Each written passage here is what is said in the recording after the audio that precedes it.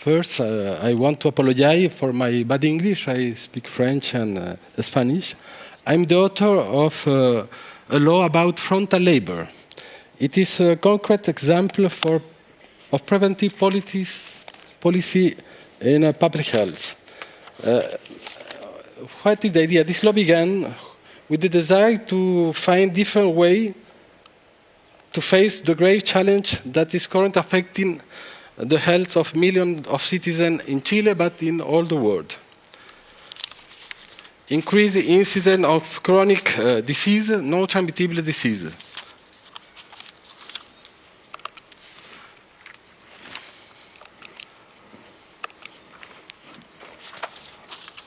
To give you some example, in Chile we have the highest rate of obesity in the world.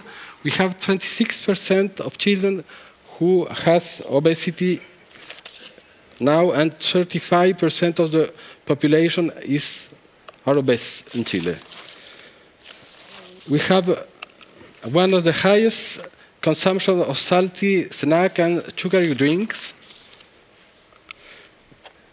Why is this challenge about this law? Because there is many misconceptions related to this disease. One of the most widespread myths is the idea that the chronic diseases are not transmissible, but it's false.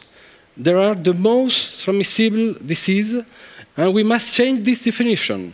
However, they are highly transmissible, even more so than those transmitted by virus and bacteria, because they are spread through mimetic advertisement that use neuroscience to modify the behaviors, especially of children, and promote both consumption of junk food. Deceiving advertisement means child abuse. Deceiving advertising to children means violation of children's human rights.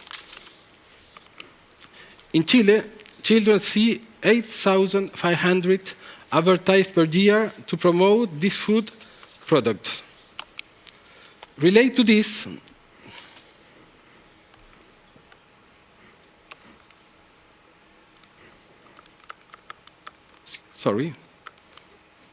related to this is the fact that people no longer consume just food products, they consume brand, experience, status, to give them an aspirational dimension as people consume lifestyle, promote once again via publicity.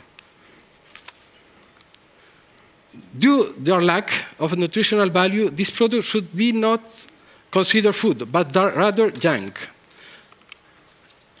There is solid evidence from epigenetics that indicate that obesity can be transmitted to future generation via modification of genes.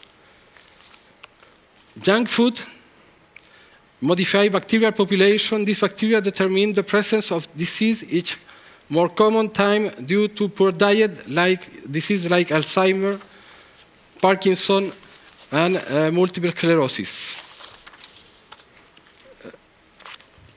To face this problem, we thought about creating a law that would function as a system of action in different levels.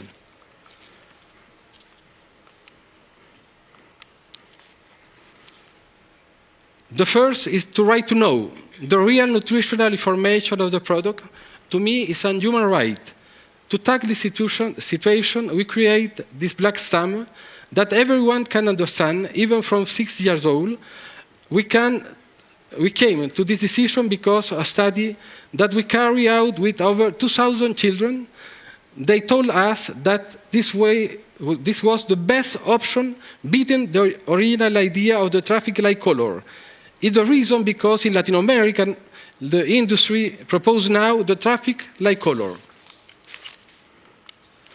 When we start this project, the Chilean business industry proposed standardizing the JDI label, which is incomprehensible, and they did this to maintain the asymmetry of the information between the producer, who know what is inside the product, and the consumer, who has no idea what they are eating.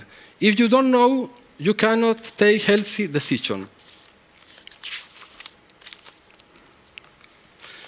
Which of Which of do we understand better? The GDA, the traffic light, and now this is that we have. I can read, and if I read, I can understand. Or this black stamp, which is better.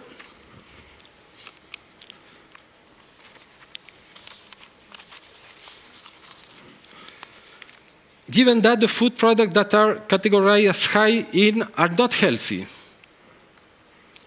And because they are not healthy, this product are excuse. Because they are not healthy, they can use publicity or any sort on TV or in internet. Because they are not healthy, they can use publicity hooks like sticker, game, or mascot.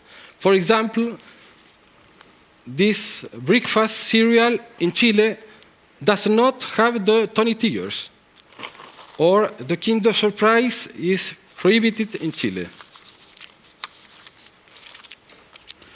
Because they are not healthy, nor can it be sold in school or take part in government procurement.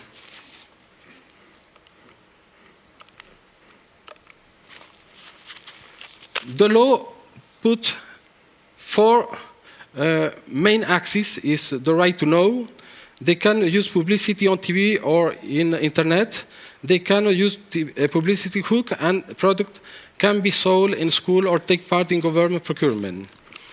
The story of the law. This law began when we presented it in 2007 after hosting 2 world seminars about obesity and nutrition, where we invite the principal figure at the global health science at the moment. For example, Pekka Puska, former Minister of Health from Finland. Chilean food companies are strongly opposed to the labeling and advertising law. President of the Chilean Manufacturing Association was one of the fierce opponents of the law, together with the business world. On the other hand, was the near absence of support from government. The presidential veto by then President Sebastián Piñera, who wanted to stop the law. In order to change his mind, we protest every day in front of the presidential palace of La Moneda until he retracted his prohibition. Due to the lack of existence of previous reference to help us and guide us, we established, with the help of scientists world, the Chilean Academy of Science and civil organization, the parameter that would use to consider a certain food product part of the high-in category. However, nowadays, other similar legislation of rule that other people or government want to develop, at the very least have our law as background material and technical support. In general, it has been evaluated as an important by various international media organizations like the New York Times. We also receive various awards. And in Chile, obesity is, in Chile, the law is positively evaluated, and different studies show that more than 68% of individuals have changed their eating habit, and 20% of the industry has modified their products. That's very important. This is important because if the business modify their standard and recipes and stop selling junk food, this label disappears from their product and they can start having advertising, publicity, hooks, and mascot again. We want them to sell healthy food.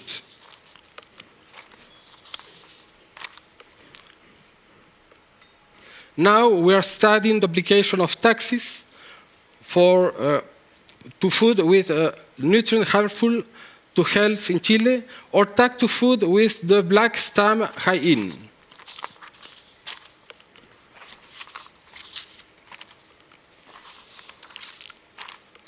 Recently, a law that we proposed was approved that introduced a mandatory hour of sport at school. A student can with sport clothes, track suit, and trainer instead of a school uniform. And finally, obesity, heart attack, cancer, cardiovascular event, and diabetes are the principal problems that humanity has to face, principally in America Latina. As such, we need to unite powerful policy like this one to prevent the health pandemic that represents such a large cost that no single country is able to sustain it financially, and because of this we have to improve the quality of life of our citizens. Thanks.